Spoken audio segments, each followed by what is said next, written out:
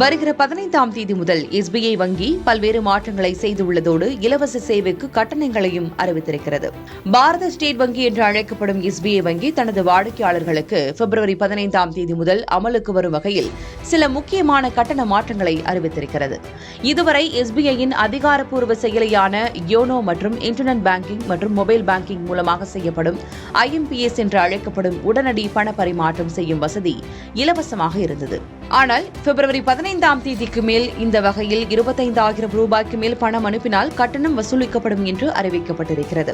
25,000 ரூபாய் முதல் 1 லட்சம் வரை பணம் அனுப்பினால் GST பிடித்ததோடு 2 ரூபாயும், 2 லட்சம் வரை GST பிடித்ததோடு 6 ரூபாயும், 5 லட்சம் ரூபாய் வரை GST பிடித்ததோடு 10 ரூபாயும் கட்டணமாக பிடித்தம் செய்யப்படும் என்று அறிவிக்கப்பட்டிருக்கிறது. இந்த கட்டணங்களை தவிர்க்க 25,000 ரூபாய்க்கு மேல் பணம் பரிமாற்றம் செய்ய விரும்புபவர்கள் நெஃப்ட் அல்லது RTGS வசதியை பயன்படுத்தலாம் என்றும் SBI சார்பில் கூறப்பட்டுள்ளது. அதேபோல SBI கிரெடிட் கார்டு விதிகளிலும் பிப்ரவரி 15ஆம் தேதிக்கு மேல் மாற்றம் கொண்டுவரப்படுகிறது. அதன்படி ஆன்லைன் கேமிங் மற்றும் அரசு தொடர்பான பரிவர்த்தனைகளுக்கு வழங்கப்பட்டு வந்த ரிவார்ட் பாயிண்ட்களில் கட்டுப்பாடுகள் கொண்டுவரப்பட்டுள்ளன.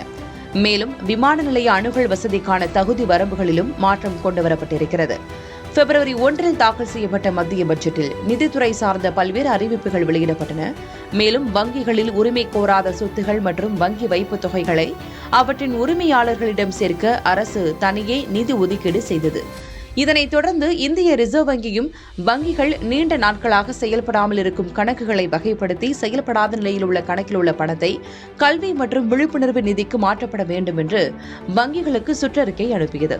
இதன் காரணமாக நீண்ட நாட்களாக செயல்படாத வங்கி கணக்குகளை கணக்கெடுக்கும் பணியை வங்கிகள் துரிதப்படுத்தியுள்ளன.